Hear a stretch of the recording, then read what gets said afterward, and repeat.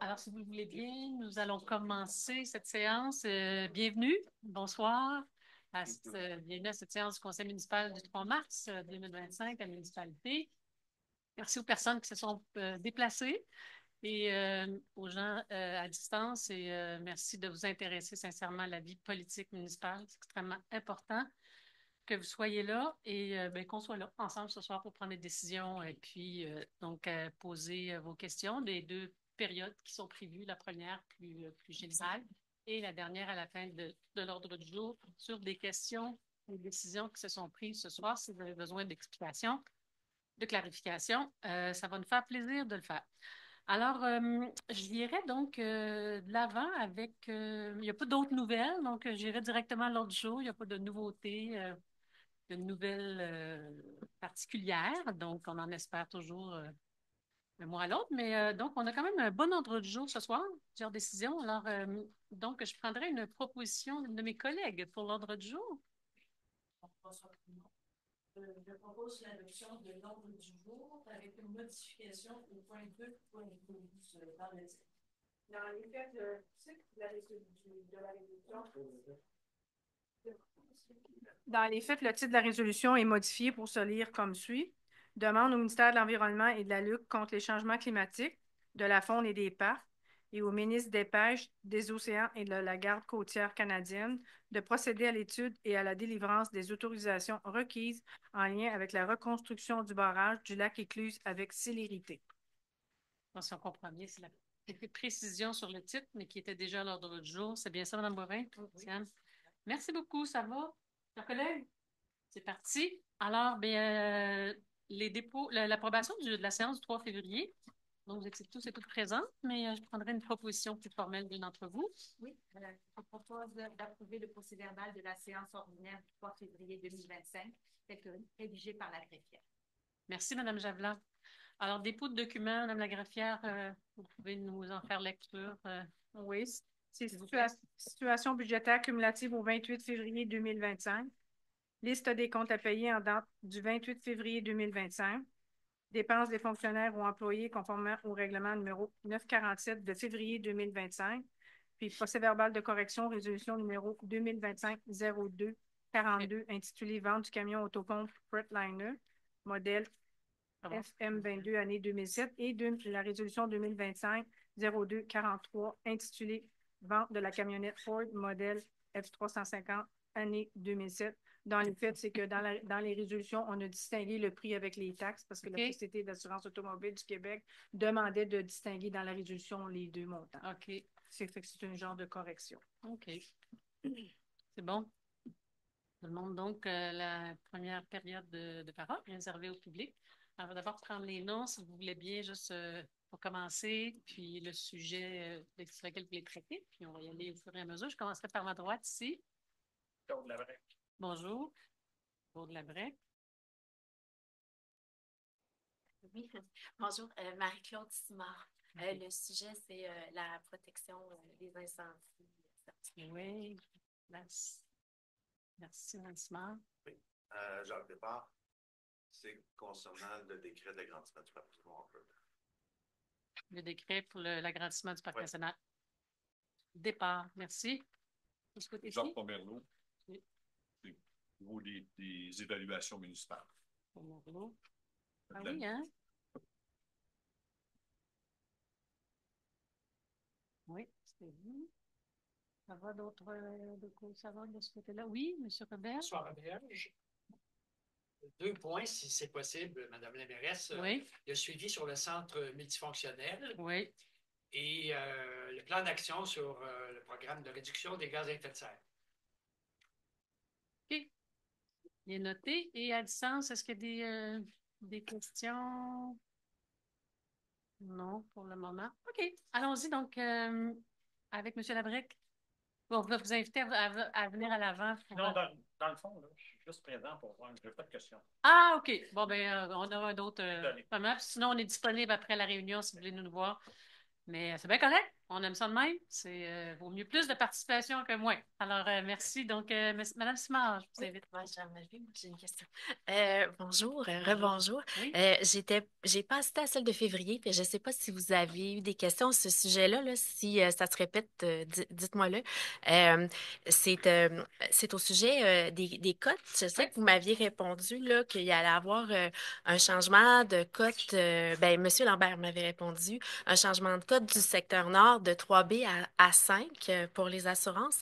Mais j'aimerais ça avoir, si c'était possible, un portrait global de tous les secteurs. Là. Je ne sais pas combien il y a de secteurs à Offord, puis les cotes des secteurs sud, est-ce que ça a changé, puis est-ce que c'est le secteur nord, c'est un secteur, là? Donc, quelles sont les cotes avant et après le changement de la décision d'incendie?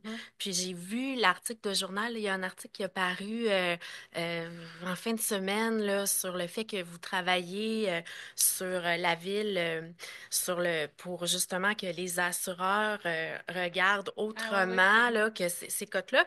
J'ai vu ça, c'est une bonne nouvelle. J'aimerais ça savoir c'est quoi, comment on fait pour avoir le suivi, ça va être quoi le suivi avec les citoyens, puis aussi le suivi de votre changement. Là, je sais qu'il y a un comité, c'était écrit qu'il allait avoir un comité dans l'article pour suivre la décision qui avait été prise de l'entente de Magog. Fait que c'est quoi le comité qui va en faire partie? Fait que C'est vrai que plus de la dernière détails. fois, on en a parlé quand même pas mal. Ouais, peut-être là, en février. Fait que D'entrée de jeu, là, des fois aussi, je vous invite, si vous le manquez, à regarder en Zoom. C'est enregistré? L'information. Oui. Ah, Oui, les séances sont enregistrées. Donc, ben, en fond, ce qu'on sait, c'est que peut-être nous semble la question des cotes, on a vraiment été confirmé que les cotes étaient niveau 5. Donc, à cet effet-là, il n'y a pas de. Vous aviez, je me souviens, dans le fond, vous aviez une hypothèse, donc juste qu'on ne le savait pas, mais. OK. Bien, probablement pour un secteur, là, ça ne doit pas être pour tous les secteurs d'offres. Il y avait une modification pour. Mais dans le fond, là, pour faire un résumé, puis effectivement, journaliste à la tribune la semaine passée, je me relançais, mais ça fait quand même un bout. Ce qu'on avait nommé, c'est que le mois dernier, c'est qu'il y avait vraiment. Il y avait une démarche, je les appelle, mais une démarche qui a été faite auprès d'une association. M. Lambert se souviendrait du nom, je vais vous le dire. Puis dans le fond, ce qu'on a vu, ce qu'on s'est fait dire, ce qu'on a assuré, c'est qu'effectivement, il y avait le niveau de risque incendie, la présence d'une caserne à 8 km et moins est un leurre, dans les faits, puis je pense que vous êtes du domaine, mais donc c'est clair. Mais effectivement, c'est encore utilisé pour les primes par les compagnies d'assurance, notamment ici. Là. Je pense qu'en Ontario, c'était différent. Mais alors, il y a cette association-là d'évaluateurs, dans le fond, canadien, qui fait des recommandations aux compagnies d'assurance. Et en 2025, la bonne nouvelle, c'est pas, dans le fond, ce qui est encourageant, c'est qu'on sait que cette association-là reconnaît qu'effectivement, ce n'est pas un niveau de risque supérieur. Tu as une caserne qui est un peu plus loin, puis qui est prête à 10 pompiers, puis qui est dans un temps de réponse X, est moins risqué pour l'incendie qu'une caserne vite. En tout cas, qui est plus ou moins fonctionnelle. Fait que ça, c'est vraiment dommage que c'est ça, dans ce sens-là que les primes sont encore là-dessus, sont encore basées là-dessus pour plusieurs compagnies, mais c'est dans leur plan de match 2025. Donc, c'est un peu ça pour la grande. Fait on pense que, puis on n'est pas les seuls au Québec, là, on pense, ben en tout cas, puis c'est dans ce sens-là qu'on sait qu'il y a des travaux qui vont se faire. Il n'y a pas un comité, là, le journaliste, c'est pas ça que j'ai dit, mais on s'est dit comme élus, les conseillers, conseillères, puis comme le directeur général, qu'on va vraiment s'assurer qu'en cours d'année, de prendre des nouvelles. OK. Parce que je pensais qu'il y avait, quand j'ai lu, là, mais là, je l'ai lu une fois, puis là, j'ai regardé avant de vous parler, mais bon, je ne le lis pas sur mon téléphone, là, qu'il allait avoir un comité à la ville pour évaluer plus le temps de réponse, tu sais, en espérant qu'il n'y ait pas beaucoup d'événements de feu ou quoi que ce soit, là, pour évaluer comment va le contrat avec la ville de Magog dans le temps, là, pour voir. Je vous suis. Oui, c'est celui-là, oui. De suivi du service avec. Oui, c'est ça. Le comité, il est pas mal unique, là. Pour l'instant, c'est moi, le comité, qui évalue, dans le fond, pas qui évalue, mais qui prend connaissance des rapports d'intervention du service incendie. Donc, ils me parviennent. OK, donc c'est moi qui vérifie les temps entre l'appel, la sortie des pompiers, l'arrivée sur les lieux, OK, le délai d'intervention. Donc, je vous donne un exemple sur le chemin Alphonse. Chemin Alphonse, c'est dans le secteur nord, 220 en allant vers Saint-Philippe-d'Enfeu, là. Donc, il y a eu un arrêt cardiaque il y a quelques temps. Donc, les pompiers étaient là en 15 minutes, les premiers répondants.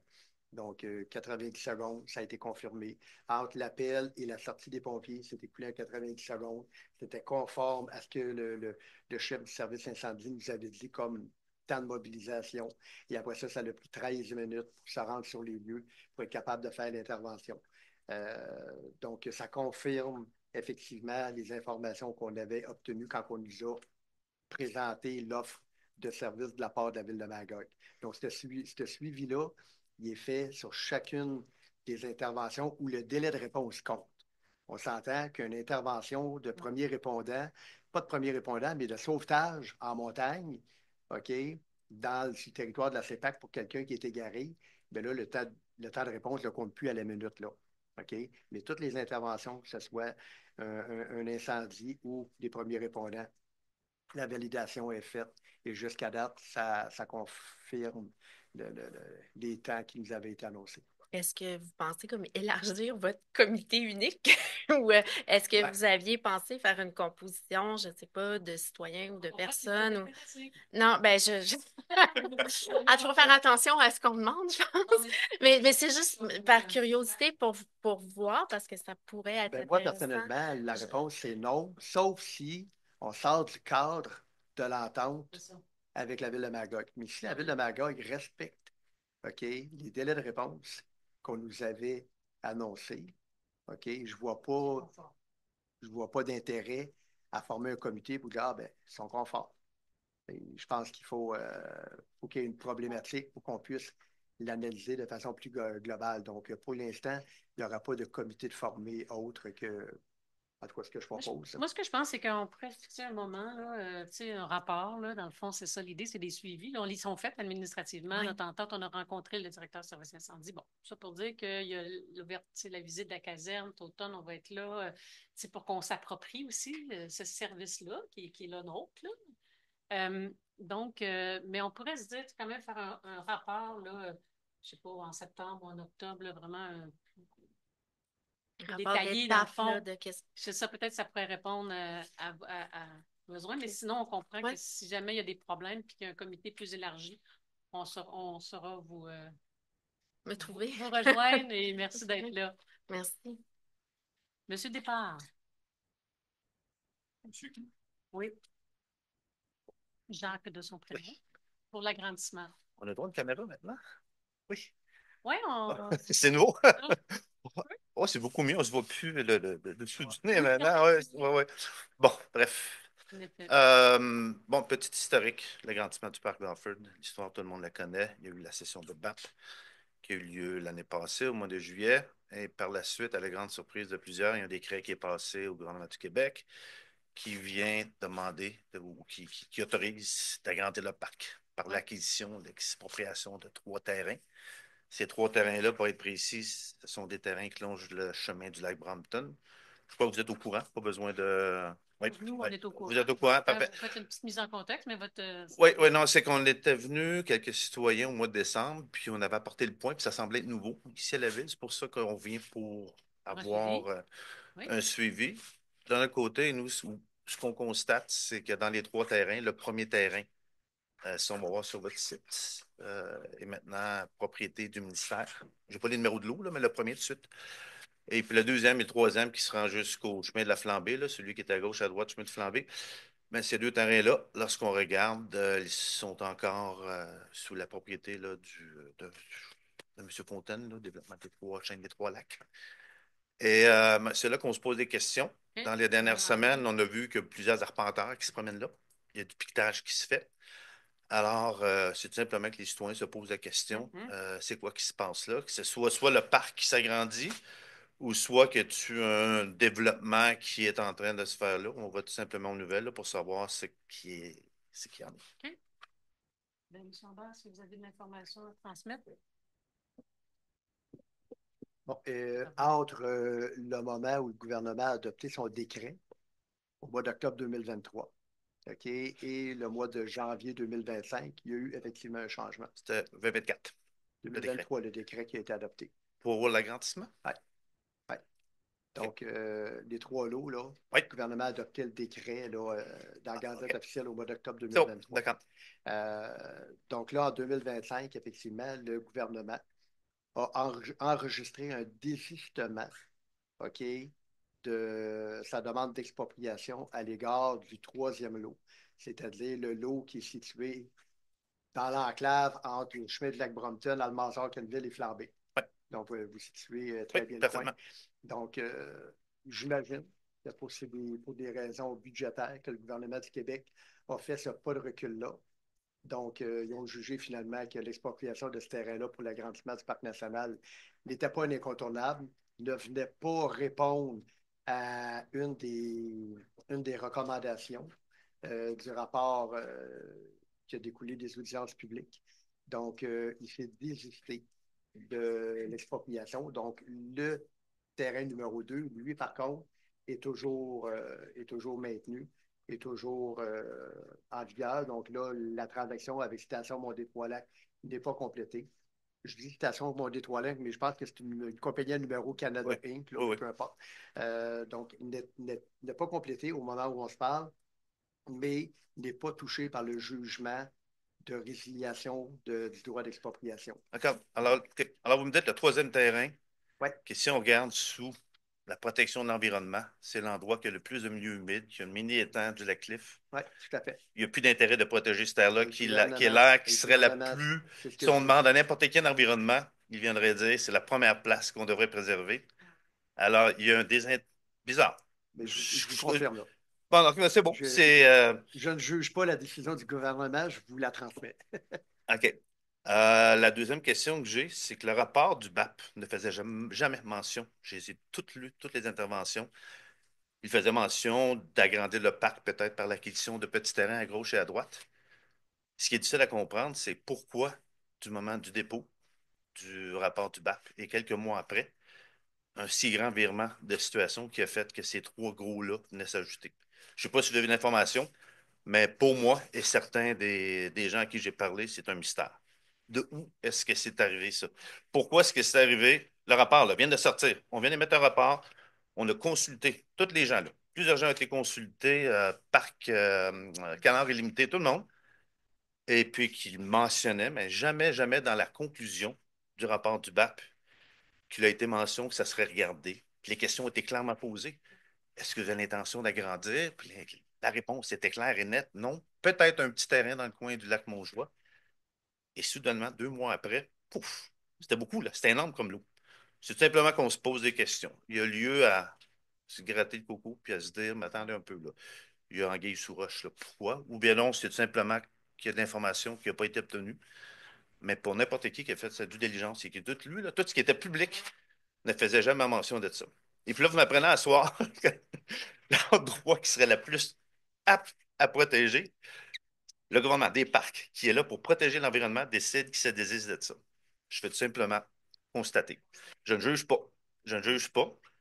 Êtes-vous en mesure de dire qui vous a donné cette réponse-là au gouvernement? Le directeur des parcs nationaux lui-même. Le directeur, oui. Oui. Donc, il était présent aux audiences publiques, là. Oui. M. Pelletier. M. Pelletier, oui. Oui, lui-même. D'accord. Et si je reviens maintenant au premier lot, est-ce que vous avez eu, oui, dire que c'était ce nouveau-là qui s'est ajouté?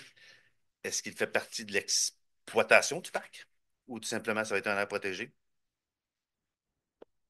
Je réponds? Oui. Toujours. Il n'y a pas d'aménagement prévu dans cette portion de terrain-là. OK? Donc, ce qui a été présenté aux audiences publiques, c'est encore ce qui est maintenu. Ouais. Donc, cette portion-là, ce que j'ai compris, c'est que c'était un aire pour le passage de la faune. OK? Donc, pour garantir le corridor entre le chemin de Lac-Brompton et le chemin des Bûcherons. Donc, cette zone-là, elle aurait été prise pour ces fins-là, mais non pas dans le but d'en faire des aménagements. Okay. Et votre inquiétude, qui était est-ce que les gens vont passer par le chemin de Lac-Brompton pour avoir accès les dernières informations que j'ai eues qui datent de vendredi dernier, c'est assez récent. Ouais. Pas du tout. Pas du tout. L'intention est toujours de faire circuler les gens par le chemin du bûcheron. Est-ce que ça serait raisonnable de demander aux gens du ministère de peut-être clarifier cette position-là, de peut-être faire un amendement ou de dire, mais regardez, on inclut maintenant ces nouveaux terrains-là pour maintenant, pour l'articuler, au lieu qu'on se le dise de bouche à oreille, qu'ils viennent simplement faire un amendement, parce que là, dans l'aménagement ou l'exploitation du parc, c'est pas inclus.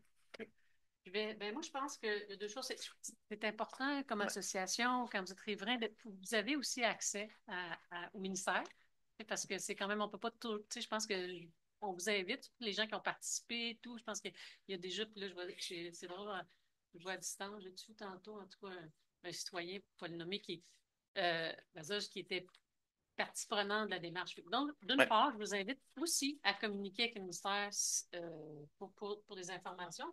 De notre part, dans le fond, on a hâte aussi d'avoir les conclusions, dans le sens que c'est toujours imminent.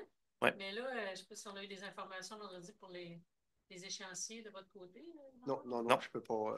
C'est ça, c'est les échéanciers. On est là. OK? C'est bien. Petite dernière. Juste pour conclure, vous dites que vous avez vu de l'arpentage, des choses du genre. Ça fait l'objet d'une résolution plus tard ce soir, donc je vous invite à rester. Ah, d'accord. Tout d'un coup, tout se met en place. Merci beaucoup. Petite dernière question. Lorsqu'on va voir pour les terrains, go azimut, on se rend compte que l'information dans ce site-là est toujours désuète. Est-ce que c'est de quoi? Est-ce que nos taxes payent pour ce service-là ou c'est complètement indépendant?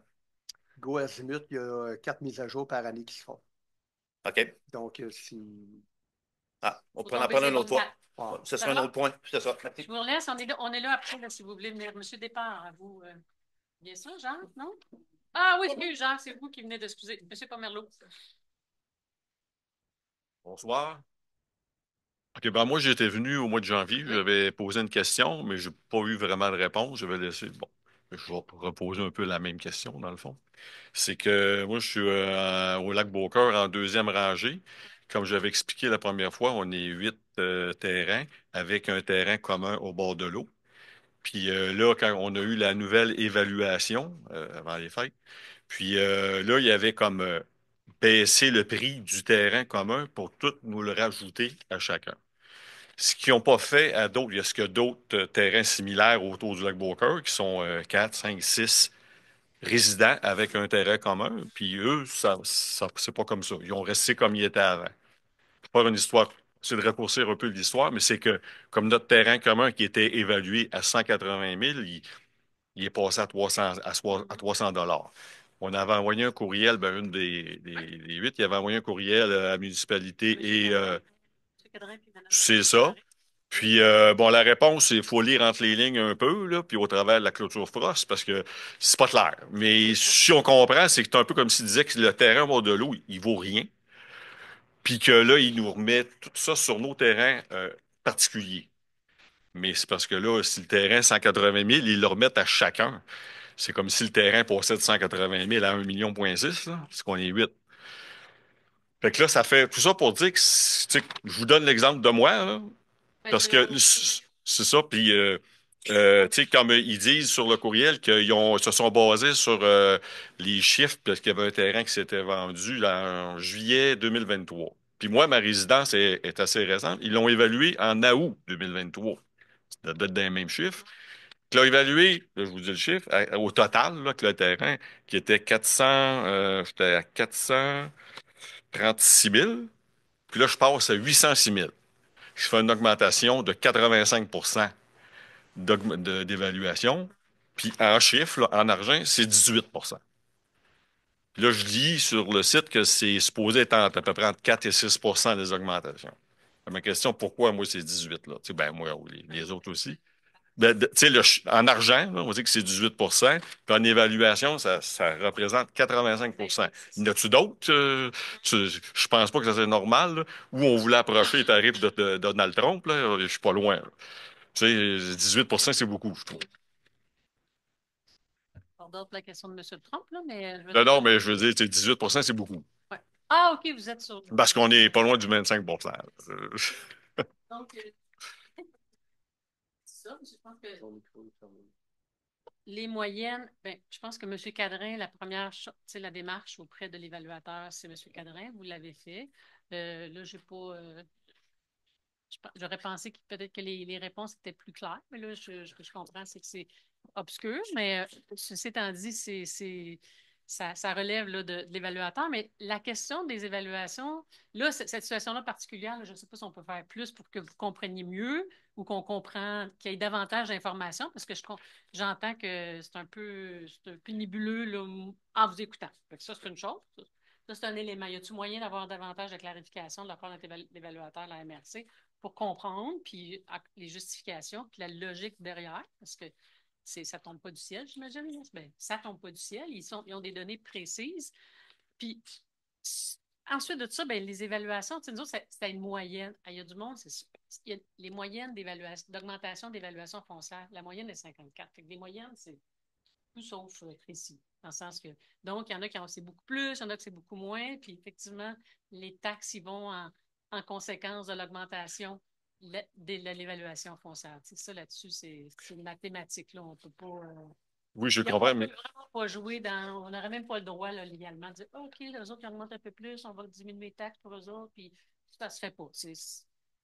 C'est vraiment une réglementation bien définie, mais j'aimerais ça peut-être, c'est pas à la fin, mais tantôt de voir si avec M. Coutier, vos justifications, puis pouvoir peut-être tenter de les. et parce que dans le fond aussi, je voulais savoir, est-ce qu'il y a d'autres résidents qui ont des augmentations de cette nature-là? Tu sais, je trouve ça, parce que Il y en a. je trouve ça exagéré. Oui, il y en a. Bon, de un. Et de deux, surtout, c'était pourquoi nous, ils ont fonctionné comme ça, Oui, c'est ça. mais qu'à côté, c'est pas comme ça. Ça, c'est bizarre. Ça, j'avoue C'est que là aussi qu'il y a je un comprends. petit hic. Ouais. Mais oui, il y a des augmentations. C'est vraiment désolant, les évaluations foncières. Tu sais, c'est ça. Mais là-dessus, on n'a plus que. À part de Au marché. contester, tu sais, je veux dire, j'ai plus. Ben, c'est déjà ça. Ouais. Bon, Ouais. fait que Oui. Ce qui me concerne dessus, j'ai une augmentation de taxes de 14,9 de 14,9 Je ne suis pas à 18, mais je ne suis pas très loin au bord de l'eau. bon. Mais même pour eux. Peut-être qu'il y en a sûrement d'autres dans Ben, mon je suis cas. pas au bord de l'eau, tu sais, c'est aussi non plus. On n'est pas Vous avez accès, là. on a un accès. Tu sais, c'est pour ça, mais puis comme je dis, bon. Bon, ben, moi, Je pense que c'est ça, on me disait qu'il y avait une moyenne de 63 d'augmentation de valeur foncière. Tu sais, c'est pour ça que les moyennes, c'est vraiment regrettable parce que ça ne donne pas leur juste sur les situations. Puis effectivement, on y a goûté, mais comme d'autres municipalités, mais c'est ça. On y a goûté fort cette année. bon, je voulais faire part de mon vue. Fait que j'ai terminé Ben, fait plaisir pour de ce savoir. mois-ci. Là, je suis à la retraite, je vais venir à tous les mois. Monsieur Roberge. Bonsoir. Bonsoir. Alors, je vais faire le suivi sur la lettre d'appui au projet de centre multifonctionnel qui avait été lue à la dernière séance. Lettre d'appui qui avait été signée par les conseils d'administration de s'unir Orford 3.0, mon livre, l'animation, service d'animation Orford et la Société d'histoire. Donc, la lettre a été publiée dans la Tribune le 5 février. Elle a été publiée dans le Reflet du Lac le 19 février. Et il y a eu un reportage fait par Novo Info le 27 février. Donc, on va envoyer la lettre avec ces informations-là aussi au député Gilles Bélanger, à Pascal Saint-Onge, mais aussi on va l'envoyer à la ministre André Laforêt, qui, semble-t-il, aurait des choses à annoncer, de ce que j'ai entendu, d'ici 2-3 semaines. Yeah. Donc, c'est les dernières nouvelles. OK. Ben moi, je peux que saluer, dans le fond, les conseils d'administration des associations. Vous avez sensibilisé, puis on disait vraiment merci, dans le sens que c'est de l'information supplémentaire, ça nous sensibilise, ça sensibilise les gens sur les besoins qui sont là, les coûts de location. Puis, donc, ceci étant dit, c'est sûr que là, on est en attente encore. Je trouve que j'écrivais ce matin, mais je n'ai pas eu de réponse, mais on relance les bureaux de comté pour savoir si, dans le fond, l'espoir, c'est que le nouveau budget du gouvernement, effectivement, 1er avril, on est dans 3 semaines, on est pas mal à la même place. C'est tant mieux. Moi, je ne sais pas s'il y avait eu des nouvelles, mais on est prêt. On est prêt pour déposer la demande de subvention. pour l'aide financière avec un OK. montant suffisamment important pour aller après, à ce moment-là, pour faire la présentation du montage financier. Parce que dans le fond, il y a le projet, le nombre de pieds carrés, la place, bon, ça, c'est. Puis ensuite, la question qui est plus du financement, qui peut être plus. Qui est tout aussi importante. Et à ce moment-là, on pourra voir, dans le fond, la part du règlement, qu'est-ce qu'on emprunte comme municipalité, puis versus l'aide financière. Mais vous le savez, puis on est unanime là-dessus. On a besoin d'une aide financière du gouvernement, même si on est dans une époque où on ne sait plus trop qu'est-ce qui va se passer avec ça. Mais pour le moment, on est là, on y va un mois à la fois. J'espère que le mois prochain, vous avez Il y aura du nouveau. Des nouvelles du Précile notamment. Ma deuxième question, c'est par rapport au plan d'action pour les changements climatiques. J'aurais aimé savoir si, parmi des options que la municipalité peut prendre pour encourager la réduction des gaz à effet de serre, il y en a quelques-unes qui sont comment je dirais, vulgariser des inventaires qui sont faits sur les gaz à effet de serre. Il y a d'autres options qui sont d'encourager des activités de transport durable. Est-ce qu'il y a des actions qui ont été identifiées pour 2025? Je ne suis pas capable de vous répondre, imaginez. C'est le même, ça donne une idée. Okay. Mais il y en a probablement. Peut-être, je ne sais pas. C'est des questions. Il y a des personnes autour de la table qui ont des réponses. C'est Lambert? Les gaz à effet de serre, c'est un des éléments au plan d'action 2025. Au moment où on se parle, le plan d'action n'a pas été déposé au Conseil. OK? Donc, le choix des interventions parmi la liste des possibilités n'a pas été encore fait. Par contre, le Conseil municipal, lui, a été invité individuellement à cibler les actions qu'eux voyaient OK, comme possibles et prioritaires. Donc, il y a une synthèse de tout ce qui a été fait, mais le service de l'environnement n'est pas arrivé avec une proposition de plan d'action pour 2025 de façon concrète, déposée encore à ce jour, c'est à venir. Mais est-ce que c'est attendu bientôt de la part du service de l'environnement? Et de la direction générale, parce que ça transite par la direction générale pour arriver au conseil. Ouais. Donc, ça serait bien qu'au mois d'avril, on ait des nouvelles. Avril? Ouais. OK. Merci. Il y a une plateforme aussi, j'en profite, il y a une plateforme qui a été annoncée la semaine dernière. Je ne sais pas si vous êtes au courant d'un partage d'auto en Estrie. C'est donc une instance. En tout cas, ça serait intéressant peut-être de la faire connaître là, pour le partage parce que ça fait partie définitivement. Ben, effectivement, ce serait une des actions qu'on pourrait encourager, hein, le fait de contribuer au partage de voitures. Merci, c'est tellement important parce qu'il y a des gestes qui peuvent être posés, toutes simples, qui font une différence. Merci. Merci. Oui. Alors, ça va en salle? En ligne? Il n'y a pas personne pour le moment. Donc, ça va? Je respecte tout le monde. Tout le monde se sent respecté. Allons-y, chers collègues, avec une série de résolutions. Donc, à 2.4, j'invite Mme Blais à prendre la parole.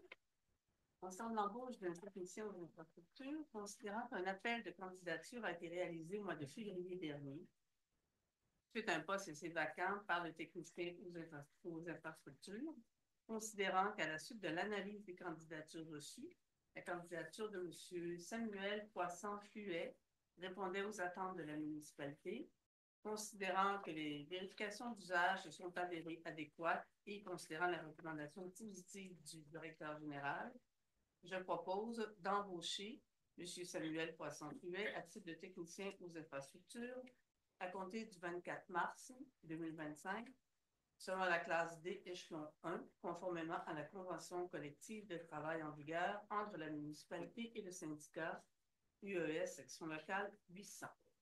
Échelon 2. Échelon 1. Échelon 2, excusez-moi. Pardon. C'est beau. Ça fait le tour? Pour cette embauche, merci, Mme Blais. Alors, M. Lauzon, à vous la parole, 2.4. Oui, merci. Alors, bonsoir à tous. Il s'agit d'une embauche aussi d'une adjointe administrative au service technique.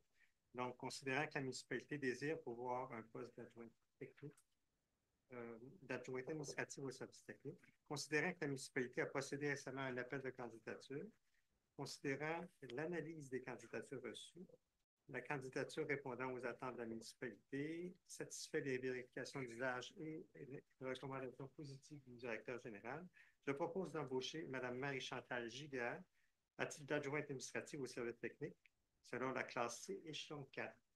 Même échelle, non, numéro 4, conformément à la convention collective. Voilà. Merci, M. Lauzon. À 34, 31. Oui, en effet. Bienvenue, bienvenue. Cet employé, merci. Ça nous amène à 2.5 avec Mme Blais. Proposition à nous faire. Renouvellement des mandats des membres du Conseil sur différents comités, considérant qu'au mois de février 2024, le Conseil a procédé au renouvellement des mandats des membres du Conseil sur les différents comités consultatifs. Considérant que, conformément à nos règles de fonctionnement, le président de chaque comité doit être nommé par résolution du Conseil et qui a donc lieu de nommer les différents présidents. Donc, je propose de nommer M. Jacques Lauzon, président du comité consultatif de voirie de la municipalité, de nommer Mme Martine Javla, présidente du comité consultatif de transition écologique et de protection du milieu, de nommer M. Richard Bousquet, président du comité consultatif de protection des lacs, et de nommer Mme Marie Boivin, présidente du comité consultatif au développement du cœur villageois. Merci. C'est beau pour tout le monde. Ça nous amène au prochain point. C'est avec M. Brisson. À vous. Alors, c'est une résolution relative à l'approbation de l'état des taxes échues et dossiers transférés à la MRC de Memphremagog aux fins de vente pour défaut de paiement de taxes. Alors, considérant que plusieurs dossiers n'ont pas été réglés et que le Conseil recommande que ceux-ci soient transférés à la MRC de Memphremagog aux fins de procéder à la vente des immeubles pour défaut de paiement des taxes prévu le 12 juin 2025, je propose donc d'autoriser la greffière ou le directeur général à transmettre à la MRC de Memphremagog la liste des immeubles dont les taxes n'auront pas été payées avant le 19 mars 2025 et qui sont inscrits sur l'état des taxes préparé et déposé au cours de la présente séance. Merci. J'invite la conseillère Diane Boivin à nous présenter le point 2.7. Oui, qui concerne l'autorisation donnée à la greffière ou au directeur général de représenter la municipalité lors de la vente pour défaut de paiement de taxes par la MRC de Memphremagog. Alors, considérant que certains immeubles transférés à la MRC Memphremagog pour la vente des immeubles pour défaut de paiement de taxes pourront être vendus à l'enchère publique du 12 juin prochain, considérant que l'article 1038 du Code municipal du Québec permet au conseil municipal d'autoriser une personne à enchérir et à acquérir ces immeubles, je propose d'autoriser la greffière ou le directeur général à enchérir et à acquérir des immeubles vendus sur le territoire de la municipalité du canton d'Orford par la MRC de Memphremagog pour défaut de paiement de taxes municipales et scolaire le 12 juin 2025. Merci beaucoup. Donc, une petite autorisation à 2.8 avec Mme Javla. Oui, merci. Je propose de ratifier l'achat du photocopieur Konica Minolta de l'entreprise Le Groupe AEA par la trésorière pour une somme de 8 794,44 $, toutes taxes incluses, tel que décrit au contrat de vente conditionnel en date du 30 janvier 2025. Et le montant épuisé amène le fonds de roulement qui est remboursable sur une période de 3 ans. Merci. La prochaine résolution nous est présentée par Mme Blais. Oui, ça concerne une vente de terrain, considérant que la municipalité a mis en vente au cours du mois de janvier dernier les lots numéro 3 786 097 et 3 786 165, situés au coin des rues de la Grande-Poulie et des Rochers-Boisés, considérant l'offre d'achat déposée par Mme Marie-Josée Dion et M. Kevin Harvey en date du 4 février 2025 et l'acceptation de l'offre d'achat en date du 5 février 2025 par la municipalité. Ces deux terrains-là, pour l'information, ça totalise environ une superficie de 1500 mètres carrés et un peu plus. Je propose que la municipalité vende à Mme Marie-Josée Dion et M. Kevin Harvey les lots que je vous ai mentionnés il y a quelques minutes, au coin des rues de la Grande-Poulie et des Rochers-Boisés, pour une somme de 191 $, toutes taxes incluses, le tout selon l'offre d'achat qui a été acceptée par la municipalité le 5 février 2025. D'autoriser la mairesse ou en son absence la mairesse suppléante et la greffière à signer l'acte de vente à intervenir entre les parties. Merci beaucoup, Mme Lett. Passons maintenant au 2.10 avec le conseiller Jacques Lauzon. À vous. Oui, merci. Alors, il s'agit d'un échange de terrain sur la rue des Merles. C'est un des derniers échanges de terrain pour qu'on réaménage l'arrière du centre d'achat où il y avait des terrains comme la municipalité voulait utiliser et des parcelles de terrain où les gens vont pouvoir se construire. Alors, il s'agit ici d'acquérir une partie du lot de la propriété de Mme Sophie Gagné pour lui céder une autre partie. Grosso modo, on fait 2 échanges à coût nul, finalement, de terrain qui sont voisins, mais qui permettent une meilleure construction. Alors, je propose d'acquérir une partie du lot 6 319 223 de 1951 mètres carrés, propriété de Mme Sophie Gagné, oui, et de José Lapointe pour la somme d'$1 et de céder à Mme Sophie Gagné et José Lapointe une partie du lot 6 319 224, propriété de la municipalité pour une somme de $1. De mandater la firme Gérin Pomerleau Notaire et à cette fin, d'autoriser une dépense de 1 500 $ pour les fonds notariés. En même le fonds général, d'autoriser la mairesse ou en son absence, la mairesse suppléante et la greffière à signer les documents relatifs à cette présence.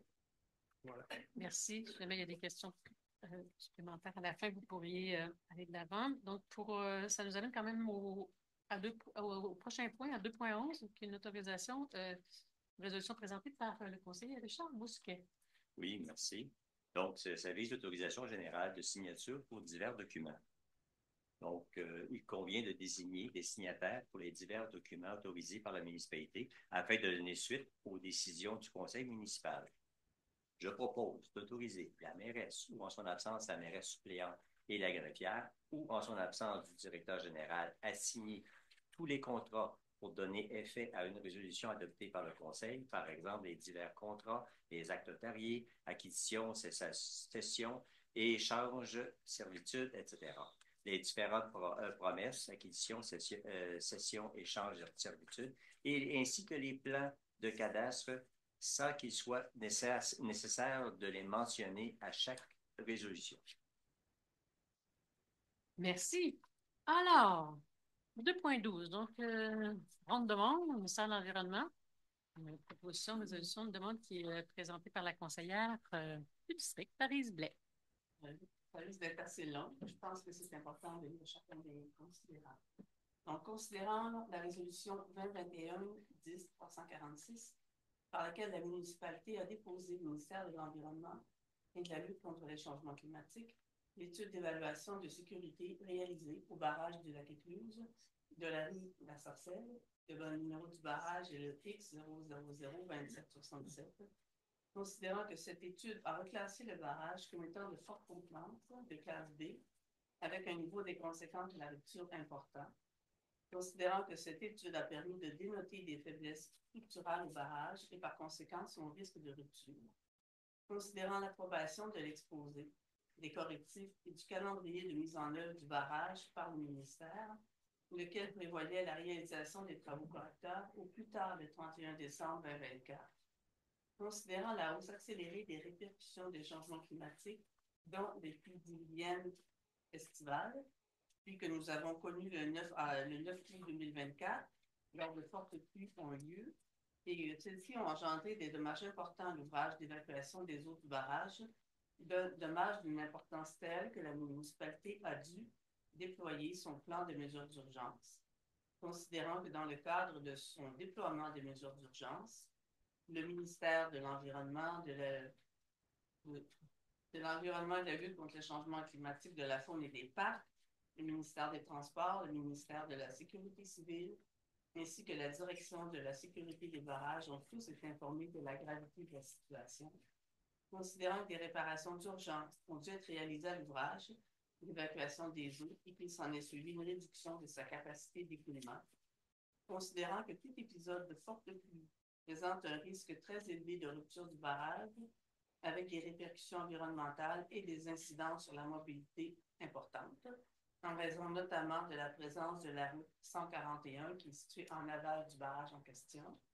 considérant que l'entreprise Tetratec qui est engagé par la municipalité, soumettra sous peu une demande de modification de structure en vertu du règlement sur la sécurité des barrages, une demande d'examen du projet en vertu de la loi sur les pêches du Canada, considérant qu'il est urgent et impératif que les travaux soient faits en 2025, je propose de demander au ministère de l'Environnement et de la lutte contre les changements climatiques, de la faune et des parcs et au ministre des Pêches, des Océans et de la Garde côtière canadienne de procéder à l'étude et à la délivrance des autorisations requises avec célérité afin que les travaux de réfection du barrage écluse puissent être réalisés en 2025 et ce, considérant les contraintes environnementales qui seront imposées pour la réalisation des travaux. Je vais vous rapporter, Mme la greffière, une correction à cette résolution-là. Il serait de demander non pas au ministère, mais au ministre de l'Environnement. Ça va? De transmettre copie de cette résolution au ministre du MELCCFP, M. Benoît Charette, à la ministre des Pêches, des Océans et de la Garde côtière canadienne, Mme Diane Boutier, à la députée fédérale de la circonscription de Beaune-Missisquoi, Mme Pascale Saint-Onge, au député provincial de la circonscription d'Offord, M. Gilles Bélanger. De transmettre également copie de cette résolution au directeur général de la Direction générale des barrages du ministère de MELCCFP, M. Jean-François Harvey, ainsi qu'au coordonnateur de la sécurité civile de l'Estrie Montérégie, M. Louis Versailles, et à la biologiste principale protection du poisson et de son habitat, examen réglementaire de la Direction régionale de la gestion des écosystèmes, du ministère des Pêches, des Océans et de la Garde côtière canadienne. Madame Karine Nantel, voilà. Très clair, merci beaucoup. Donc, une étape importante dans ce dossier, effectivement, Lucas. Ça fait tout, ça va pour tout le monde? Ça nous amène donc au dernier point de l'administration, donc une résolution qui pourrait être présentée par M. Brisson. C'est une résolution relativement au programme de subvention circonflexe de la MRC Memphremagog. Alors, pour l'essentiel, considérant que Circonflexe est un programme national ayant pour objectif de créer un ensemble de points de service offrant gratuitement des équipements de loisirs aux citoyens pour leur permettre une pratique régulière d'activités physiques, sportives et récréatives sur l'ensemble du territoire québécois et qu'il cible particulièrement les populations vulnérables. Considérant qu'un montant de 100 000 $ serait octroyé pour l'implantation de points de service dans le MRC de Memphremagog pour une période allant jusqu'au 31 mars 2027, considérant que 56 % du budget est alloué à la création de 3 grands points de service de prêt d'équipement qui seront établis dans les municipalités ayant la plus grande proportion de population vulnérable, soit la municipalité du canton de Potton, ainsi que dans les villes de Stansted et de Magog, considérant que la municipalité pourra emprunter des équipements de loisirs à ces points de service, considérant que le reste du budget, soit 44 %, est distribué équitablement entre les municipalités participantes en fonction du revenu médian après impôt des ménages, ainsi qu'au prorata de sa population par rapport à la population totale de la MRC de Memphremagog, considérant que selon ce calcul, la municipalité devrait recevoir un montant de 1 925 et 24. Je propose donc que la municipalité du canton d'Orford s'engage à participer au programme et à dépenser le montant qui lui sera accordé en fonction des modalités de l'entente qui sera signée entre la MRC de Memphremagog et le CSLE. Merci beaucoup, M. Brisson. Très clair. Passons maintenant au compte à payer avec une proposition de Mme Boivin. Alors, considérant l'article 204 du Code municipal du Québec relatif au paiement des dépenses de la municipalité, après vérification, je propose d'appuyer la liste des comptes à payer pour une somme de 749 343 $ et 45 sous. Voilà. Du 28 février 2020. Merci beaucoup. Prochaine résolution présentée par Martine Javelin. Oui, merci. Donc, c'est à propos d'une modification sur une subvention. Donc, dans le milieu municipal, on appelle ça la TEC, qui veut dire taxe sur l'essence et de la contribution du Québec. Mais juste, donnez-moi 2 minutes, je vais quand même donner le but du programme de la TEC. Le programme de la TEC, ça offre un soutien financier aux municipalités pour la réalisation de travaux en matière d'eau potable, de traitement des eaux usées, de résilience face au changement climatique, de voirie locale et d'autres types d'infrastructures, pour donner un peu le contexte. Donc, c'était une modification. Donc, en fait, c'est qu'on avait un programme de subvention pour les années 2019 à 2023. On les a utilisés au maximum. Donc, on les a optimisés, mais la ventilation est un petit peu différente, dans le sens, on estime au départ, donc il y a eu quelques vases communicants, donc c'est pour ça qu'on fait cette modification-là. Donc, conformément au guide relatif à cette subvention, bien sûr, la municipalité doit respecter les modalités de ce guide et appliquer correctement en fonction d'une lettre qui a été confirmée au ministère des Affaires municipales et de l'Habitation, le MAMH. Donc, bien sûr, la municipalité s'engage à respecter ces modalités, s'applique, s'engage à être seule responsable et à dégager les gouvernements du Canada et du Québec, de même que leurs ministres et tous les employés, de toute responsabilité quant aux réclamations. La municipalité approuve le contenu et autorise l'envoi au ministère, au MAMH, de la programmation des travaux qui est joint à ce document. La municipalité s'engage à atteindre le seuil minimal d'immobilisation qui lui est imposé pour l'ensemble des 5 années du programme et à informer le MAMH de toute modification qui sera apportée à la programmation de travaux approuvée par la présente résolution. Et finalement, la municipalité atteste par la présente résolution que la programmation de travaux ci-jointe comporte des coûts réalisés vérifiés. Merci. Donc, s'étant adopté, on pense à quelques décisions, les décisions qui concernent l'urbanisme ce soir, soit les demandes de dérogation mineure, les demandes qui sont évidemment déposées et des médias. Ceci dit, on irait avec la première qui est présentée par Jean Claudon. À vous, M. Claudon. Alors, il s'agit d'une demande de dérogation mineure. Comme toute demande de dérogation mineure, on commence par une consultation publique qui va donc, je vais vous présenter un peu le projet, puis on va ouvrir aussi à une période où vous pouvez poser des questions pour mieux comprendre l'enjeu de cette dérogation. Alors, le projet est présenté, c'est la requérante est Mme Ève Blouin, représentante des propriétaires Pascal Sanson et Pierre Tessier, qui soumet à la municipalité une demande de dérogation mineure pour permettre la construction d'un bâtiment principal qui contrevient à une disposition réglementaire à l'architecture de son toit. Considérant que dans le cadre de la dérogation mineure, la requérante demande à la municipalité que soit diminué à 1 le nombre minimal de versants sur une partie, une petite partie d'ailleurs de son toit, on va vous le montrer tantôt, projeté, alors que l'article 6.29 du règlement fixe à 2 le nombre minimum de versants. Considérant aussi que soit diminuée la pente qui normalement est à 4 sur 12, 4 douzièmes, à 0,25 sur 12, donc à peu près 2 pour la portion qu'on parle, et considérant que cette demande porte sur une disposition qui peut faire l'objet d'une demande de dérogation mineure, considérant que le projet prévoit un toit de bâtiment conforme à la réglementation sur à peu près 80-85% de sa surface. On parle ici du toit en rosé qu'on va trouver, qui lui a une pente plutôt plate à 2%. En considérant que la seule partie du toit de la construction qui déroge à la réglementation est celle qui relie le volume principal du bâtiment jusqu'au garage rattaché, considérant l'envoi de lettres aux voisins qui n'ont pas généré de commentaires, considérant que le CCU recommande au conseil municipal d'accepter la présente demande de dérogation.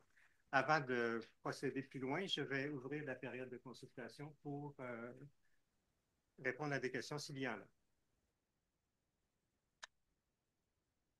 Personne? À distance, on n'en a pas non plus.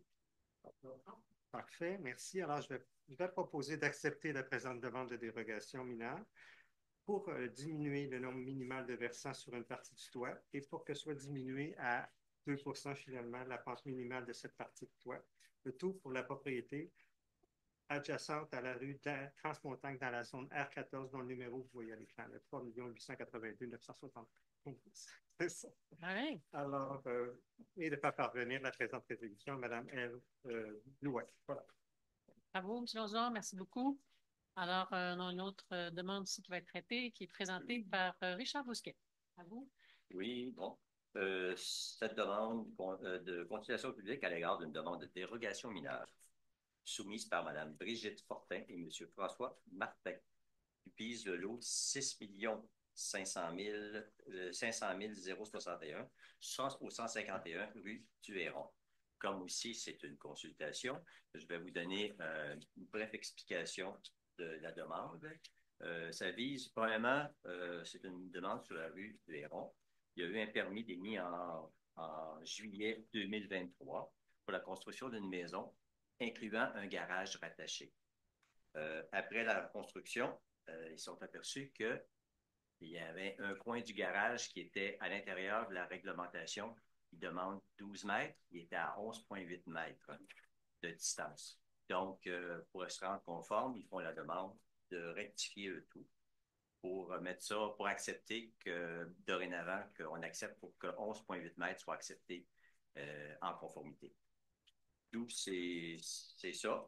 Ça couvre, c'est seulement qu'une partie, une légère partie du garage comme tel. Donc, on passe en consultation. Est-ce qu'il y a des commentaires, des questions de la part de l'assistance ou en ligne?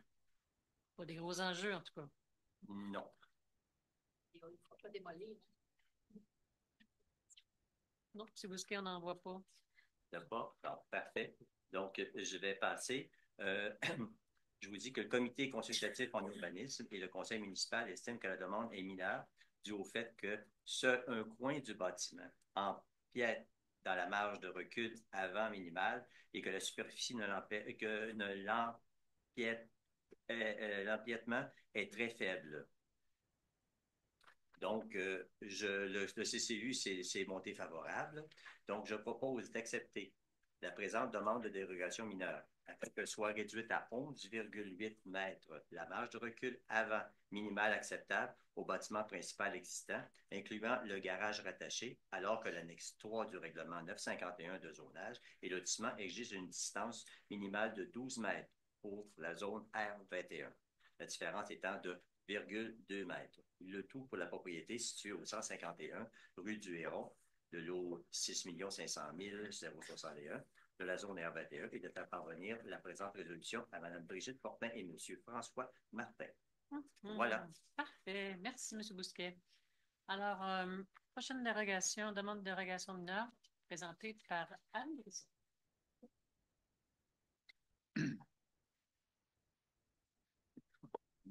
Alors, c'est une demande de dérogation mineure qui vise essentiellement, je vais y aller dans mes mots, là, dans ce secteur-là, la façade avant doit avoir au moins 20,4 mètres de longueur. La demande de dérogation vise à la réduire à 19,8. La raison, c'est qu'il y a tout un exercice de gymnastique, là. C'est pour le terrain qui a une forme irrégulière. Et vous voyez, là, il y a comme un petit passage là, à peu près au centre, là, vers le grand lot en arrière. Et la municipalité a un intérêt à avoir un passage là parce qu'en arrière, il y a un bassin dont on doit devenir propriétaire. Et aussi, on veut établir un lien de connectivité pour les gens qui puissent circuler d'un quartier à l'autre. Alors, la conséquence est comme comme la municipalité va prendre comme d'habitude, un 15 à ce niveau-là. La résultante de toute cette gymnastique-là, le bout de terrain qu'on va avoir, le lien qu'on va avoir, la contribution de 15 et tout ça, ça a comme effet de réduire la façade avant du lot en question, qui se retrouve en angle, dans le rond, à 19,8 mètres plutôt que 20,4. Alors, est-ce qu'il y a des interventions ou des questions? C'est votre faute. Pardon? C'est votre faute, il l'a pas. Oui, c'est ça. Pour une bonne cause, comme on dit. Donc, s'il n'y a pas d'intervention, je vais passer à la résolution.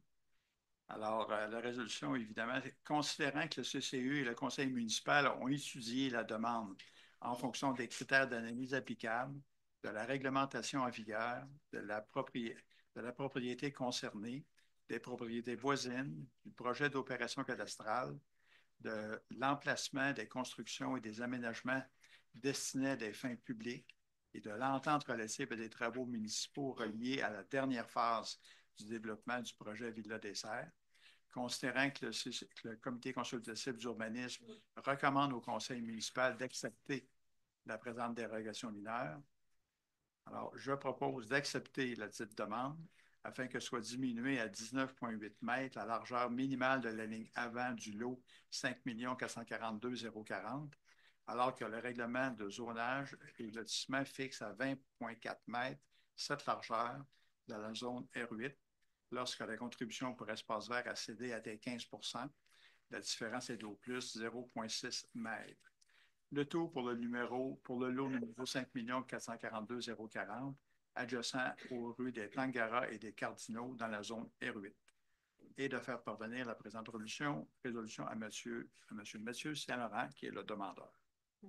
Merci beaucoup pour cette présentation. Ça va pour tout le monde, les débats qui ont été faits déjà en réunion. Donc, cette résolution étant faite, ça nous amène à la prochaine, présentée par Mme Diane Boisvert.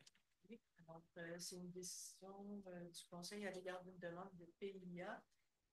Considérant que la requérante, Mme Geneviève Girardin, mandataire pour l'entreprise 9480-4242 Québec Incorporé, souhaite apporter une modification au plan de construction et par le fait même au projet de PIA prévu sur le lot numéro 3 786 309, adjacent au chemin de la montagne.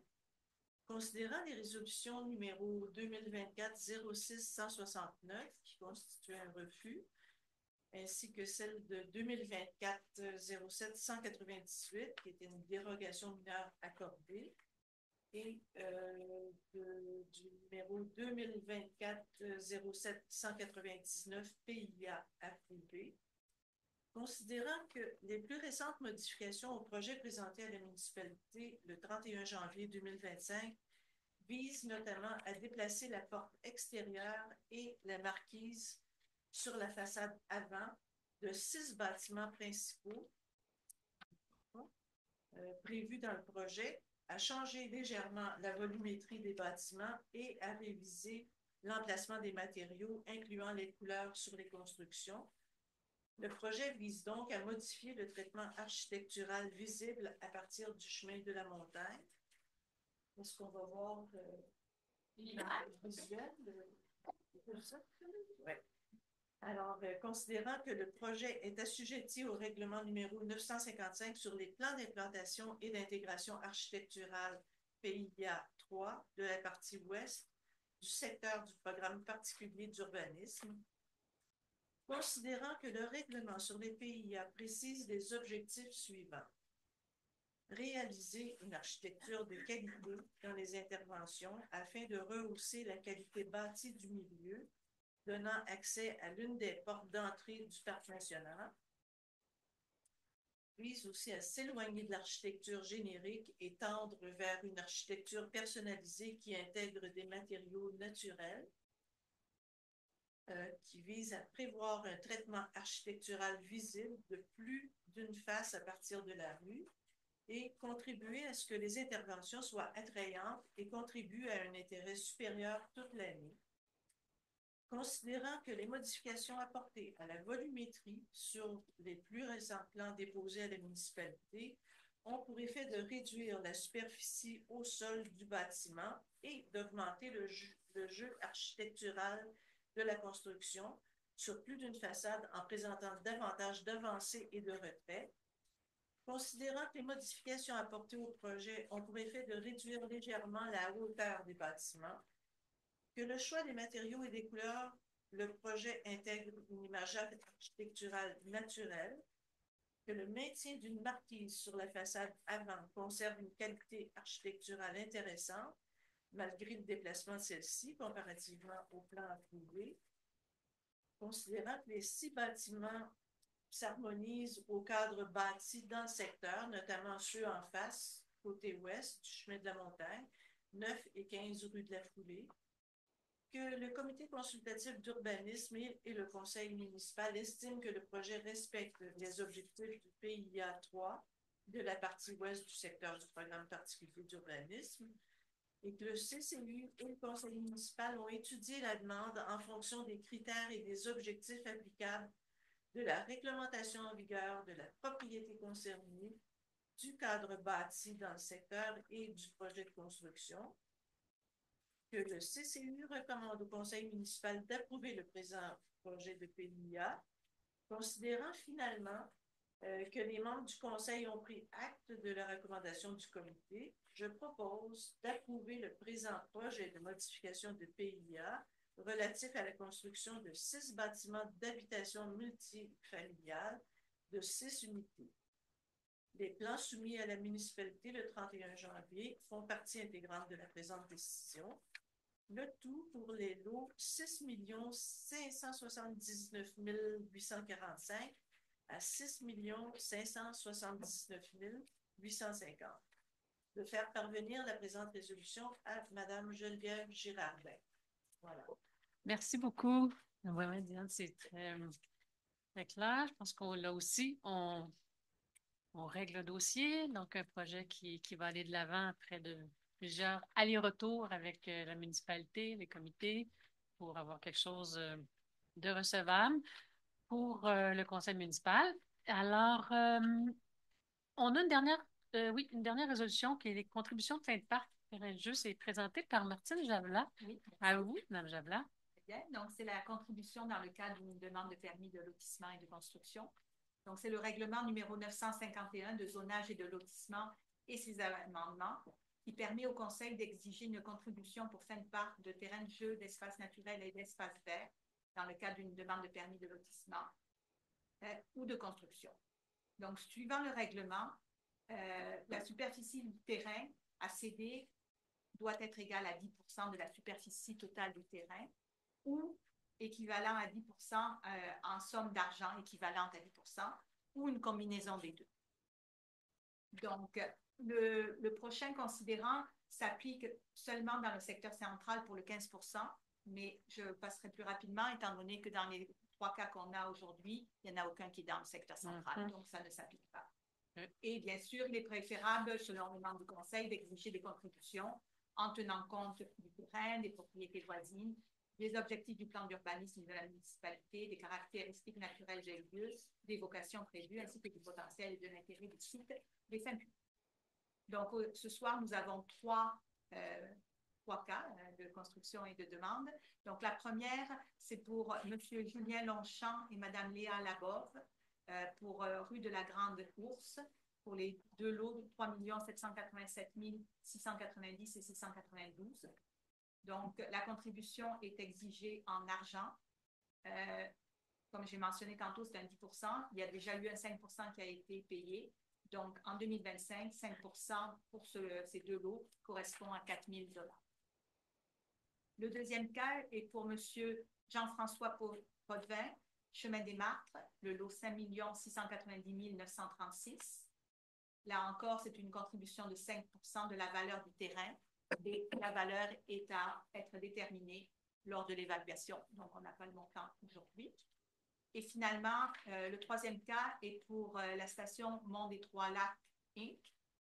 Sur le chemin Almanzor-Kenville et de la Flambée pour 4 lots. Donc, 3 856 859, 3 577 851, 4 458 992 et 6 406 701. Ça veut dire pour un total de je plaisante. Donc, je continue. Donc là, la contribution est de 10%. Donc, il n'y avait jamais eu de contribution. Et la valeur doit être déterminée par un évaluateur agréé. Là, c'est un cas un peu particulier parce que la superficie des terrains est supérieure à 120 000 m². Donc là encore, la somme est à être déterminée par l'évaluateur.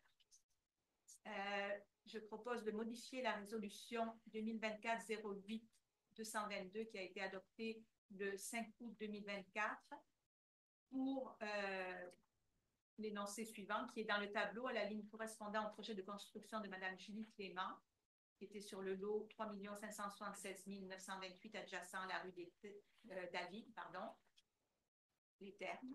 Donc, il y avait un 5% en 2024 pour 4 499,70 sont remplacés par les termes en 2025. Donc, on change le en 2024, 5 égale 4 449. Pour en 2025, 5 égale 4 $430. Merci, bravo. Merci beaucoup. Donc, les décisions concernant l'urbanisme sont terminées pour ce soir. Ça nous amène à une résolution pour les subventions en environnement. Donc, j'invite M. Lauzon à nous présenter la proposition. Merci. Alors, il s'agit de subventions à différents organismes dans le cadre de la politique de soutien financier à l'action environnementale et des organismes du milieu. Pour l'essentiel, ici, on va parler des associations de protection de lacs qu'on a sur notre territoire qui ont fait des demandes dans le cadre du programme qui devaient être déposées au mois de février et le budget a été pas complètement dépensé dans une première partie, mais quand même de façon importante. Alors, je vais vous les résumer. C'est quand même important. Il y a beaucoup de gens qui travaillent dans les associations de lacs. Alors, considérant cette politique de soutien financier à l'action environnementale des organismes du milieu, considérant que plusieurs organismes ont présenté des demandes pour l'année 2025, je propose d'autoriser à l'association, je l'ai nommé l'un après l'autre, de protection du lac Brompton dans le cadre du volet 3, une subvention de 30 000 pour le projet de réaliser des activités reliées à la prévention du myriophylle ALP. Dans le cadre des volets 1 et 2, une subvention de 10 000 pour les projets suivants. J'adopte un tributaire phase 2 qui s'inscrit dans la continuité de l'initiative innovante de l'an dernier. De poursuivre aussi la détection d'espèces exotiques envahissantes, soit des EEE, tant terrestres qu'aquatiques. D'autoriser l'Association des riverains de la chaîne des lacs, dans le cadre du volet 3, toujours pour la myriophylle AIP, une subvention de 30 000 qui est le maximum qu'on peut donner à une association. Donc, 2 fois 30 000 dans les 60 000 qui est le budget dédié par la municipalité pour lutter contre la myriophylle AIP. Dans le cadre du volet 1, toujours pour la chaîne des lacs, l'Association des riverains de la chaîne des lacs, une subvention de 547 pour prélever et analyser des échantillons de 4 tributaires de la chaîne des lacs et de les faire analyser. D'autoriser cette fois l'Association des riverains du lac Beaucoeur dans le cadre du volet 1 et 2 pour une subvention de 4 600 pour caractériser les berges du lac Beaucoeur, projet 1, suivi de la qualité de l'eau et de l'évolution de l'eutrophisation du lac Beaucoeur. C'est un de nos meilleurs lacs. Projet 3, j'adopte un tributaire, le lac Beaucoeur, qui reprend l'initiative du lac Brompton.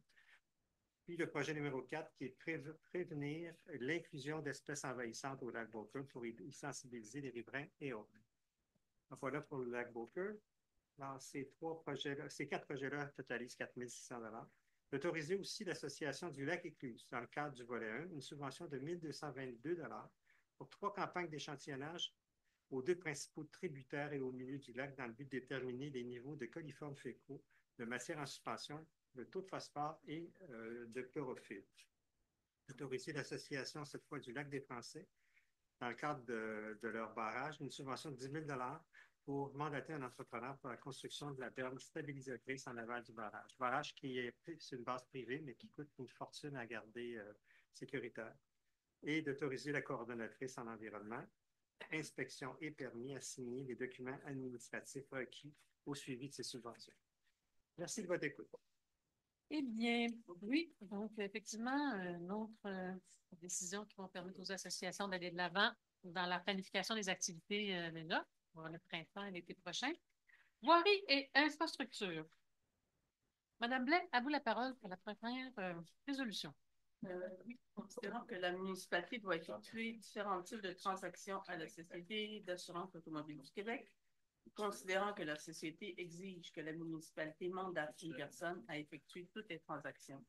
Donc, je propose de mandater M. Bernard Lambert, directeur général, et M. Yves Carnot, contremaître au service d'entretien de la voirie des parcs, afin d'effectuer pour et au nom de la municipalité tout type de transaction auprès de la SAAQ. Merci. Passons à 6.2 avec M. Bousquet. Oui, ça vise la prolongation du contrat avec la firme Aquatec des sociétés de gestion de l'eau incorporées pour la fourniture de services reliés à l'exploitation des ouvrages d'eau potable et au traitement des eaux usées.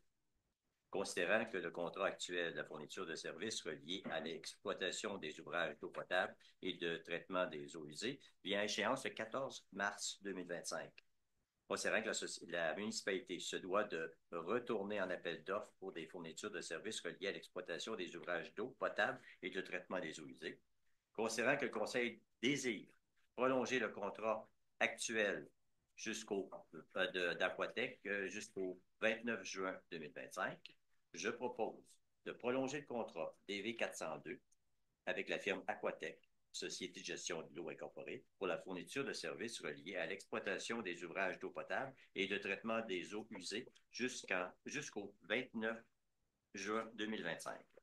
Voilà. Merci, M. Bousquet. Passons à 6.3 avec M. Boutson.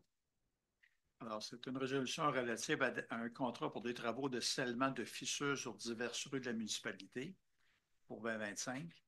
Alors, considérant que la municipalité doit procéder à des travaux de scellement de fissures par la méthode sans fraisage sur diverses rues de la municipalité, considérant que l'entreprise Permaroute est la plus basse soumissionnaire des 3 soumissions reçues, je propose de conclure un contrat avec l'entreprise Permaroute afin de procéder aux travaux de scellement des fissures par la méthode sans fraisage sur diverses rues de la municipalité.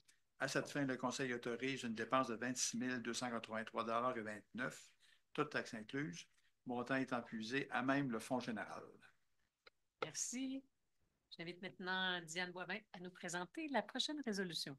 Oui, qui concerne le marquage de chaussées et de pistes cyclables.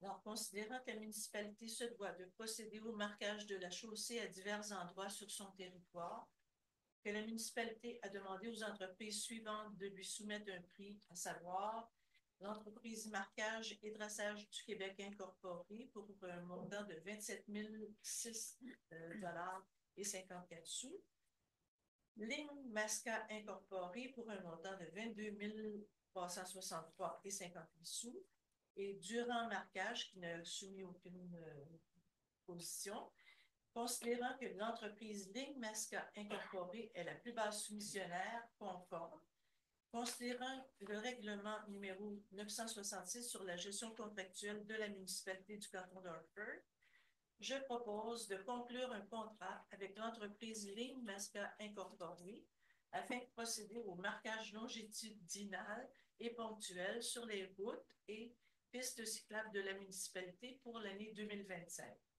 À cette fin, le Conseil autorise une dépense de 22 363 et 58 sous, toutes taxes incluses, montant étant puisé à même le fonds général. Merci. Donc, dans la même veine des saisons qui s'en viennent, une prochaine autorisation contrat qui est présentée par Martine Javelin. Oui, merci.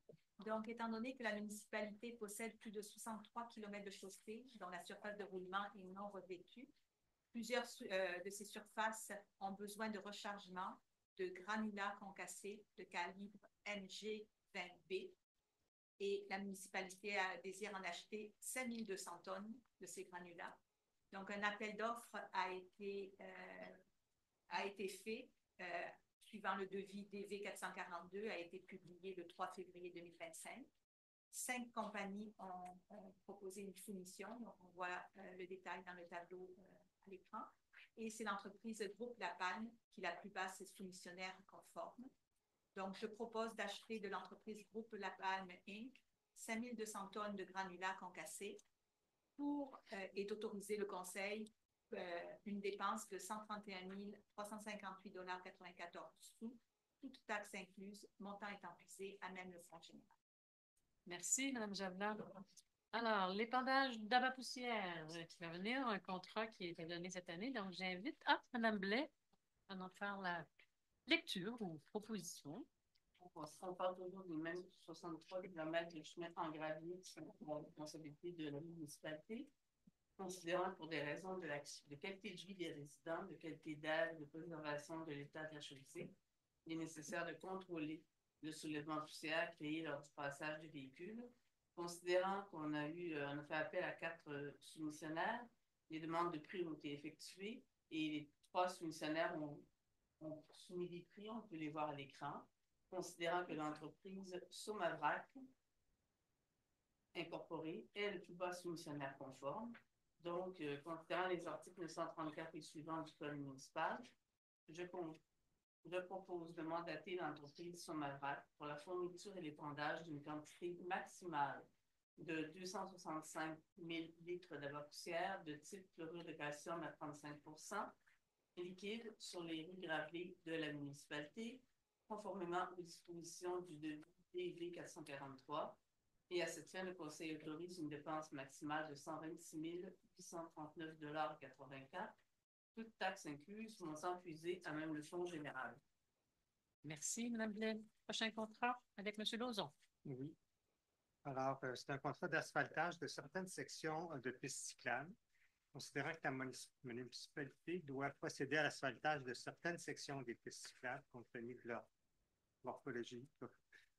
Considérant les demandes de prix effectuées pour l'asphaltage auprès de 3 entreprises que vous voyez à l'écran, considérant que l'entreprise PL Pavage Excavation est la plus basse soumissionnaire conforme, considérant le règlement 966 sur la gestion contractuelle de la municipalité, je propose de mandater l'entreprise PL Pavage Excavation pour l'asphaltage des sections de pistes cyclables de la municipalité, plus ou moins 155 tonnes d'asphalte, tel que décrit dans la soumission. À cette fin, le Conseil autorise une dépense estimée à 36 711,75 $, toutes taxes incluses.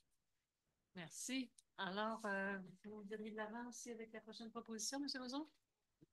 Alors, il s'agit d'un contrat de fabrication et d'installation de modules de jeu. Là, on rentre dans la logique d'aménager des parcs. Alors, suite à l'exercice d'élaboration du plan directeur des parcs espaces verts, la municipalité souhaite améliorer l'offre d'infrastructures de loisirs dans le secteur nord de la municipalité. On parle ici de l'entrée près de l'ancienne caserne du parc, mais considérant que le parc de l'Érablière a été sélectionné pour l'ajout de modules de jeux d'enfants.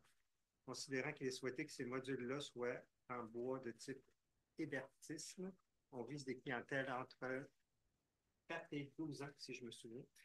Considérant que la municipalité a invité 2 entreprises à soumettre un prix, considérant la proposition du module de jeu présenté par l'entreprise Esquerre Aménagement Incorporé, répond davantage aux attentes et à la volonté de la municipalité en matière d'aspect et de volumétrie.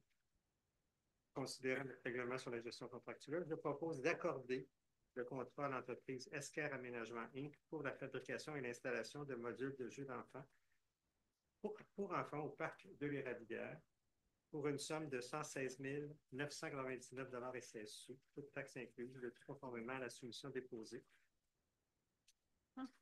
Voilà. Merci. Donc, on est en avance. On va être prêt pour la belle saison. Des bonnes nouvelles. Passons maintenant à l'achat de camions, tout aussi essentiel, avec Diane Boivin. À vous.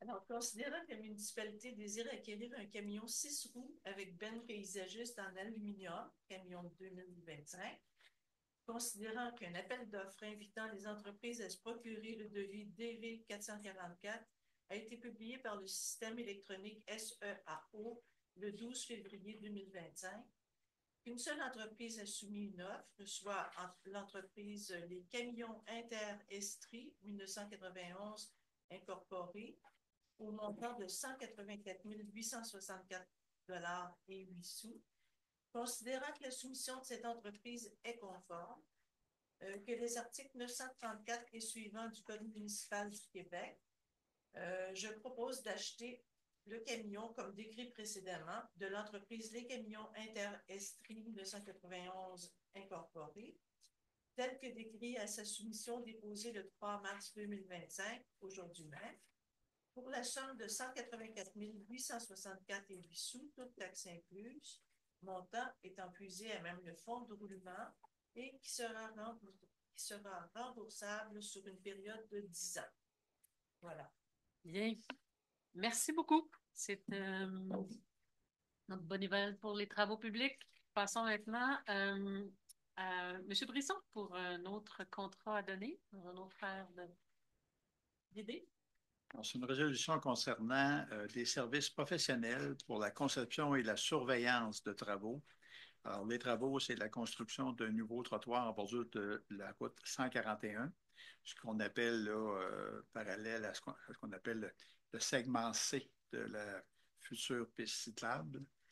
Alors, considérant que la municipalité désire procéder à des travaux de prolongement d'un trottoir en béton en bordure de la route 141 à partir de l'hôtel Chéribeau jusqu'au chemin de la Montagne, considérant que l'entreprise EXP est la plus basse soumissionnaire de 3 soumissions reçues.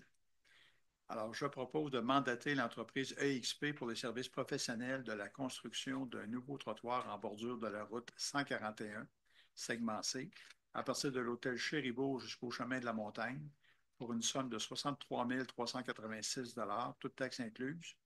Le tout tel que décrit à leur proposition datée du 12 février 2025, montant puisé à même le Fonds général et qui bénéficie d'une subvention TAPU. Merci. Alors, ça nous amène au prochain point avec M. Bousquet. Oui, enfin, on va ramasser un peu d'argent. Autorisation de signature en temps de contribution Sentier transcanadien. Considérant que la municipalité a reçu une contribution financière pour une somme de 60 000 de Sentier transcanadien dans le cadre du programme de financement des sentiers et du volet pour le projet segment D, hors chaussée phase 2. Pour juste vous situer, le segment D part de chemin de la Montagne qui s'en va vers le parc du Montfort. C'est une piste pour vélo, à pied, multifonctionnelle. Considérant que la municipalité doit signer une entente de contribution, je propose d'autoriser M. Louis Caron pour signer, ingénieur à la municipalité, pour signer l'entente de contribution intervenue avec le Sentier transcanadien, projet numéro 107-421, annexé à la présente résolution. Voilà. Merci, M. Bousquet. J'invite Mme Javla pour la prochaine résolution. Oui, merci beaucoup. Donc, c'est une modification à la résolution numéro 2025-02-41, qui est pour le remplacement du panneau de contrôle du poste de surpression du Roitelet. En fait, il est nécessaire de rajouter une partie afin de pouvoir faire de la télémétrie à distance. Donc, je propose de remplacer le paragraphe de la résolution que je viens de nommer pour le paragraphe suivant, qui est d'autoriser le directeur général à dépenser une somme donc totale de 28 172 toutes taxes incluses, afin de procéder au remplacement du panneau de contrôle du poste de surpression Roitelet et d'y ajouter une pompe à vitesse variable, dont une somme de 18 535 est épuisée à même la réserve financière pour l'eau potable et la somme supplémentaire de 9 637 épuisée à même le fonds général. Excellent. Merci. On a une décision à prendre concernant la vente d'équipements au service incendie. Donc, j'invite Mme Blais à prendre la parole. Considérant la fermeture du service de sécurité incendie en décembre dernier, considérant que la municipalité a depuis vendu plusieurs équipements de son service de sécurité incendie, je propose de ratifier la vente des équipements du service de sécurité incendie, les équipements suivants, à la régie Incendie Memphremagog S, des gaziers à bunker, un séchoir à tuyaux, 36 cagoules Nomex, un habit de combat pour un total de 7 944,78 $. À la municipalité du canton de Potton, un habit de combat pour 1 149,75 $. Et finalement, à Environnement SR Incorporé, 10 casiers pour la somme de 804,83 $, le tout, toute taxe incluse. C'est clair. Merci beaucoup. Alors, on a 2 avis de motion pour des règlements. Donc, la première avis de motion, le projet de règlement va être présenté par M. Bousquet. C'est bien ça? Oui, effectivement. Donc, avis de motion, règlement numéro 954-5 sur les permis et certificats. Conformément à l'article 445 du Code municipal du Québec, je donne avis car lors d'une séance ultérieure qui va suivre, ce dernier prévoit l'adoption de règlement numéro 954-5 sur les permis et certificats. Ce dernier a pour but de réviser les coûts de certaines demandes de permis ou de certificats d'autorisation. Par le fait même, je demande que la greffière soit dispensée de la lecture de ce projet de règlement, puisqu'une copie de celui-ci a été remise avant la séance du 3 mars, date prévue pour l'adoption. Je passe immédiatement au second volet. Donc, l'adoption du projet numéro 954-5 sur les permis et certificats. Considérant que la municipalité a le pouvoir, en vertu de l'article 119 de la loi sur l'aménagement et l'urbanisme, de modifier son règlement numéro 954 sur les permis et certificats.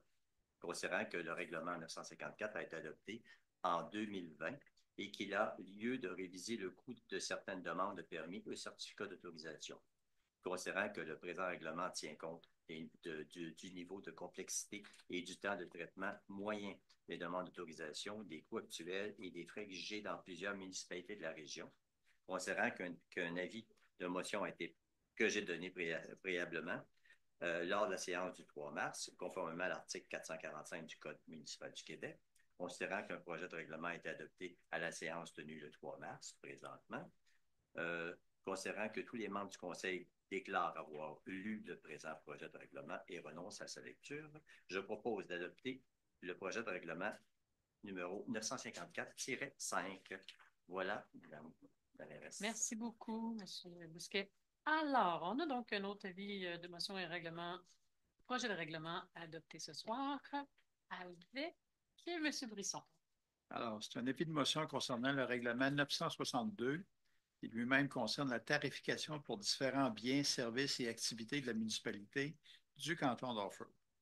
Alors, je me permets une petite explication parce que j'ai déjà entendu des questions là-dessus, les gens ne comprennent pas. On commence par donner un avis de motion qu'on va présenter un règlement à une séance ultérieure. Mais dans la même séance ce soir, on présente le projet de règlement. Alors, l'avis de motion, projet de règlement 30 et le règlement à une séance ultérieure. Présentation pédagogique, c'est bon, M. Brisson? Parce que j'ai eu des questions là-dessus à un moment donné, puis effectivement, je comprenais que les gens soient un peu mêlés. Alors, conformément à l'article 445 du Code municipal, je donne avis de motion, car lors d'une séance ultérieure, ce Conseil prévoit adopter le règlement numéro 962. Ce dernier a pour but de réviser la tarification pour l'utilisation des biens, services ou activités de la municipalité. Voilà pour l'avis de motion. Oui. Maintenant, pour le projet de règlement, je ne vous lirai pas tout ça. Je vais juste faire un petit survol. Alors, le projet de règlement, alors, considérant que la loi sur la fiscalité municipale, je reprends. Considérant qu'en vertu de la loi sur la fiscalité municipale, la municipalité du canton d'Orford peut établir une tarification pour l'utilisation des biens, de services et d'activités. Considérant que cette tarification doit être établie par règlement, considérant qu'il y a lieu de réviser la dite tarification, considérant qu'un avis de motion a été donné tout à l'heure, et considérant que tous les membres du conseil municipal déclarent avoir lu le présent règlement ou projet de règlement et renoncent à sa lecture. Alors, qu'est-ce qu'il y a là-dedans? Alors, on parle évidemment, l'article 1, c'est un préambule. L'article 2, c'est la question d'imposition des tarifs. Alors, il y a des tarifs, par exemple, au niveau de l'administration générale pour la production de documents municipaux. Il y a un tarif pour l'assermentation des non-résidents et résidents, des chèques refusés, des frais de poste ou de messagerie si les gens se font envoyer des documents par la poste. Au niveau des travaux publics et l'hygiène du milieu, il y a la question des bacs roulants et particulièrement ceux qui demandent des bacs supplémentaires. Alors, dans ce cas-là, le tarif sera de 60 $ par bac par année pour la collecte et 20 $ pour les frais de location. Il y a des tarifs pour divers travaux, remplacement d'un poteau de service, construction d'un branchement public, etc. À 225, il y a des permis pour le branchement d'aqueduc et d'égouts. Alors, pour la délivrance générale d'un permis, c'est 100 $. Et ensuite, il y a une énumération d'une série de coûts qui sont préétablis pour certains lots déjà désignés. Il y en a toute une série, on ne lira pas tout ça. Il y a des frais d'utilisation pour les équipements municipaux. Alors, les différents équipements municipaux, si les circonstances permettent à un moment donné d'effectuer certains travaux privés, il y a des frais. Pour les coûts de main-d'œuvre, les matériaux divers. En urbanisme, on va s'y arrêter un petit peu plus. Au niveau des demandes, une demande de modification au règlement d'urbanisme. Alors, pour l'étude de la demande et l'obtention d'une réponse du Conseil, 500 $. Pour la procédure d'adoption d'un projet de règlement, 750 $. Et si jamais il devait y avoir un scrutin référendaire, 1 000 $. Pour les demandes de dérogation mineure, pour le traitement d'une demande de dérogation mineure, ce sera 400 $. Et enfin, pour une demande relativement au PIIA, qu'on appelle les plans d'implantation et d'intégration architecturale. Alors, dans le cas d'un projet de construction de bâtiment principal, alors, pour chacun des bâtiments principaux, le coût sera, s'il y a au plus 2 unités, donc une ou deux, ce sera 200 $ par bâtiment. Et si on parle de bâtiments de 2 unités de logement, de plus de 2 unités de logement, c'est 400 $ par bâtiment. Pour toute autre demande de PIA, pour tout autre qu'un bâtiment résidentiel, c'est 400 $. Et pour tout autre projet assujetti au règlement de PIA, 100 $. À l'article 4, c'est un nouvel article où on introduit une indexation automatique des tarifs qui sera qui sera en fonction de l'IPC Canada avec un maximum, par contre, de 3 %. Et enfin, le présent règlement va abroger le règlement 891 qui était au même effet. Et il y a une petite annexe là, sur toutes les petites paperasses là, des gens qui demandent des copies de différents documents. S'il faut faire des photocopies, c'est en par page. Alors, c'est la nature du règlement qui sera présenté à une séance ultérieure. On a déjà une bonne idée. Projet de règlement, ça va? Merci beaucoup, M. Brisson. Alors, période de questions sur les sujets qui ont été traités ce soir. Est-ce que de votre côté, vous en avez? Allez-y directement.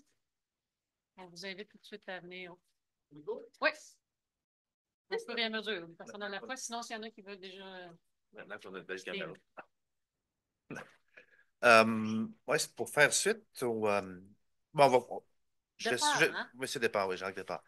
Oui, alors je vais suivre votre conseil de contacter le ministère pour le fameux question du parc. C'est hors de notre contrôle, ça je le comprends, parce qu'on a encore des questions, des doutes, de voir la façon que les choses se déroulent. Je pense qu'on a lieu à se poser des questions quand on dit que ça va être un accès au parc. J'aimerais ça de l'entendre de la bouche du lion. Mais si on vient aux choses, donc on a le contrôle.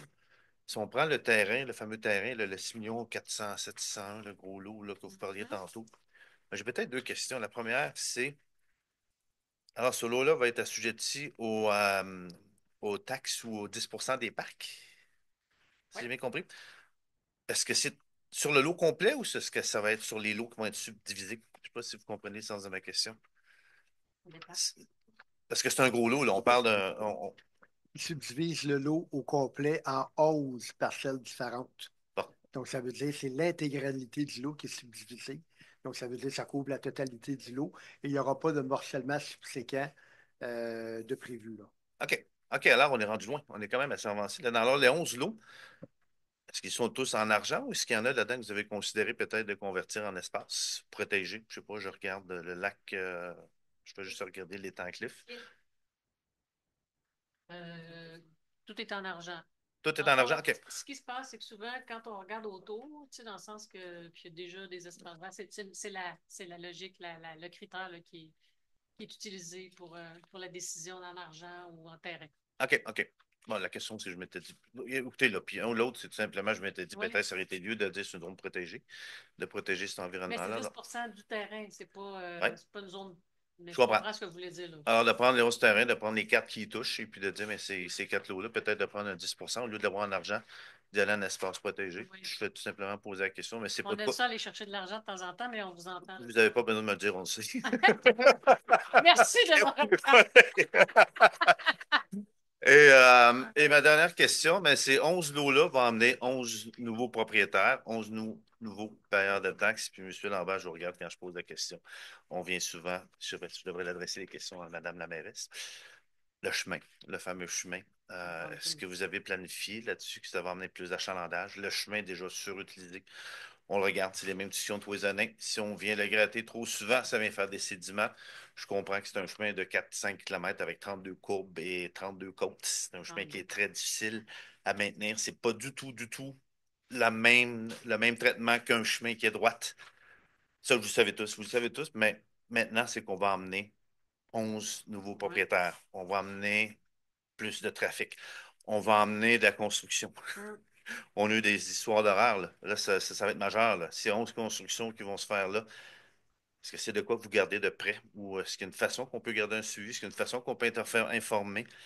Qu'on sache que moment qu'il va y avoir des camions qui vont circuler dans le chemin. On devrait peut-être penser l'aspect sécurité. Je pense que plusieurs citoyens maintenant qui commencent à penser qu'on devrait réduire la vitesse dans ce chemin-là, de voir les camions passer. On est en train de penser peut-être de dire, je sais qu'on a fait de l'amélioration sur le chemin, mais c'est pas parfait. Est-ce que c'est de quoi qui est regardé par la En tout municipalité? cas, c'est sûr que ça a été soulevé là, la semaine dernière quand on a parlé, c'est toujours ça comme impact avec des nouvelles constructions. La question du chemin en tant que tel, dans le fond, ou de l'information, je pense que c'est une vigilance supplémentaire. Mais est-ce que M. Lambert a quelque chose à nous partager? Ben, écoutez, oui, c'est sûr que là, c'est prématuré de, de présumer quand les gens vont construire. Est-ce que les gens vont avoir tendance à construire encore une fois en période printanière quand le chemin est à son plus faible, ou il y en a qui vont construire davantage à l'automne? Euh, je pourrais pas vous dire au niveau de la fragilité du chemin. C'est sûr que la municipalité n'a pas prévu dans les 3 prochaines années investir à nouveau dans le chemin de la Brompton puis de faire un autre tronçon de chemin de réparer.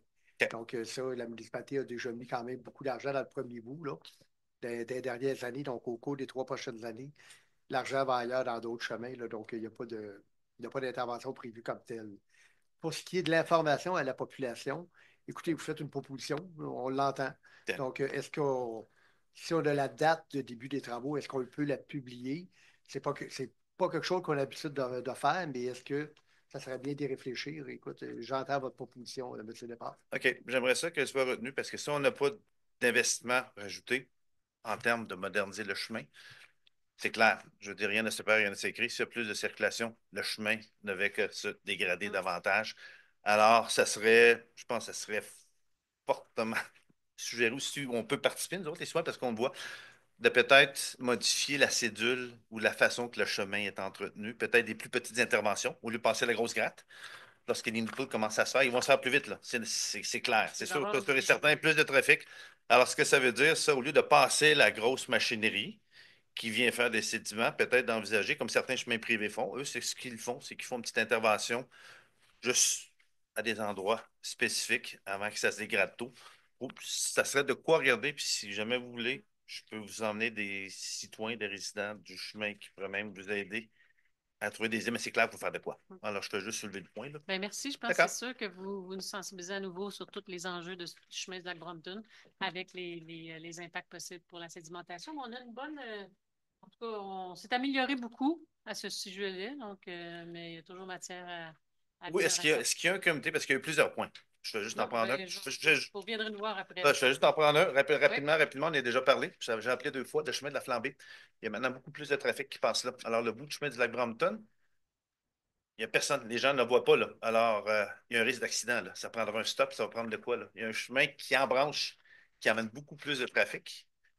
Et le restant du chemin de lac Brompton, qui a 4-5 résidents. Alors, si on arrive des fois, puis un camion, là, lui, il ne voit pas que c'est l'autre. C'est le résident. Je ne sais pas si vous comprenez. C'est pour ça qu'il ne faut pas aller vite. Pardon? Ouais. C'est bien, merci. Bonsoir. Bonsoir, Lynn Lamoureux. J'aimerais ça qu'on remonte la photo du point 4.8, s'il vous plaît, si c'était possible. Je ne sais pas c'est qui, quel contrôle, c'est-tu... Ouais.